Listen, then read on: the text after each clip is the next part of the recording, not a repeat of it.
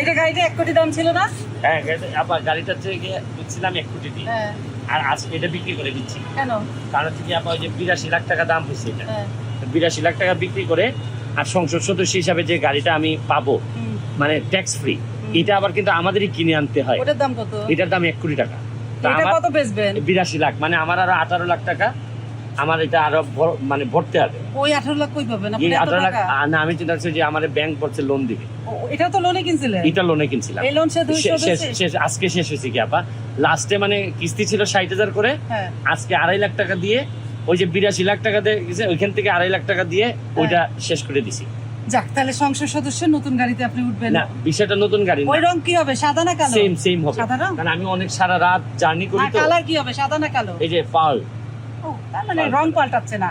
কালো হলে ভয় লাগে, সাদাই থাকুক। শুনেন, কালো হইলেও ভয় নাই যদি না কালোর ভিতরে সাদা থাকে, আবার সাদা হইলেও ভয় আছে যদি সাদার ভিতরে কালো থাকে।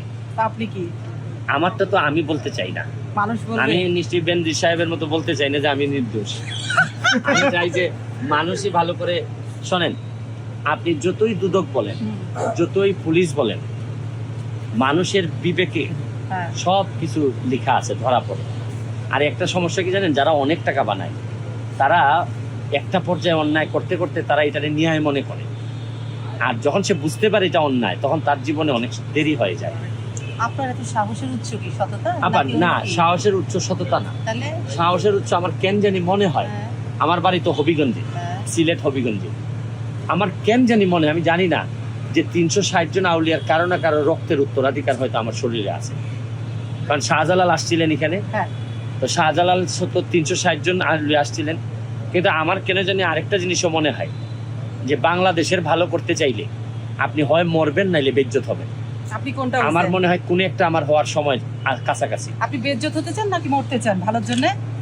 এটা তো আমার নসিবে লেখা থাকে। আপনি চান কোনটা?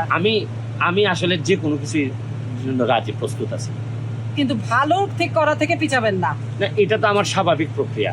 ওকে। ধরেন আরেকটা বিষয় কি জানেন, আমি কিন্তু বন্দুক নিয়ে ঘুরি না, এত সাহস না, বা আমি 16 তলা থেকে কিন্তু লাভ দেই না, কত সাহসী আমার না। বাংলাদেশ কত নিচে নামছে, যে শুধু সত্য কথা বলি এই কারণে মানুষ আমারে ভালোবাসে, আর কিচ্ছু করি না। বাংলাদেশ যে এত নিচে নামছে, আপনি বলছেন এত নিচে নামছে সত্য বলেন বলে, তাহলে বিএনপি কে গালান কেন? বিএনপিও তো বলে বাংলাদেশ নিচে নামছে, ওরা সরকারের বিরুদ্ধে অভিযোগ করে। প্রশ্ন হচ্ছে কি যে বিএনপি অন্য জায়গায় নিচে নামছে যে এগুলা নিয়ে কথা বলে না, সরকার শুধু নিচে নামছে আর এরাই সরকারে যেতে চায়। প্রশ্নটা হচ্ছে কি আপনি বারবার বললাম না যে আপনার নিজের হাত পরিষ্কার না থাকলে আরেকজনের মুখে ময়লা, এটা বলার অধিকার আপনার জন্মায় না, এবং এই বলাটা অন্য দিয়ে রিকগনাইজ হয় না। বারবার আমি বলছি যে বিএনপি যদি পাবলিক যে কষ্ট পাচ্ছে বা যেসব জায়গায় পাবলিকের ফাংশন আছে এগুলাতে যদি অ্যাটাচ করতো বেশি, তাইলে হয়তো বহুদূর এগিয়ে যেত। আপনি কি মনে করেন যে আওয়ামী লীগ যদি কখনো খারাপ কিছু করে, কেন আন্দোলনটা এইভাবে হয়? বুঝলাম, কিন্তু আমার কথা যেতে হবে, আপনাকে যেতে হবে, কিন্তু সবচেয়ে বলছে বেনজির সাহেবের ইস্যু আপনাকে ভোগাবে না আগাবে? শুনেন,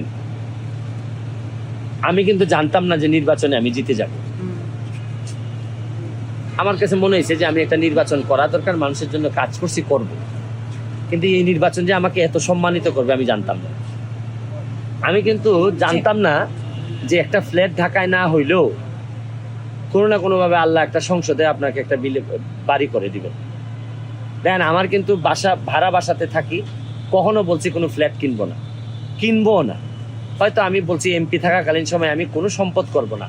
দেখেন, না করার পরও কি হইলো, আমি একজন সংসদ সদস্য হিসাবে একটা বাড়ি পাইছি, বাসা পাইছি যেখানে আমি থাকি। এর মানে কি জানেন, আপনি দুনিয়া ছেড়ে দেন, দেখবেন দুনিয়া আপনাকে দিয়ে দিবে। আর কি চাই, যে দুনিয়া ছেড়ে দেন, মানে দুনিয়া ছেড়ে যান, লোক ছেড়ে যান। আর এই বাকে বুকে আমি আর আপনি মামলা খাবো না, জেলখানায় পাশাপাশি থাকবো। ভাই থ্যাংক ইউ।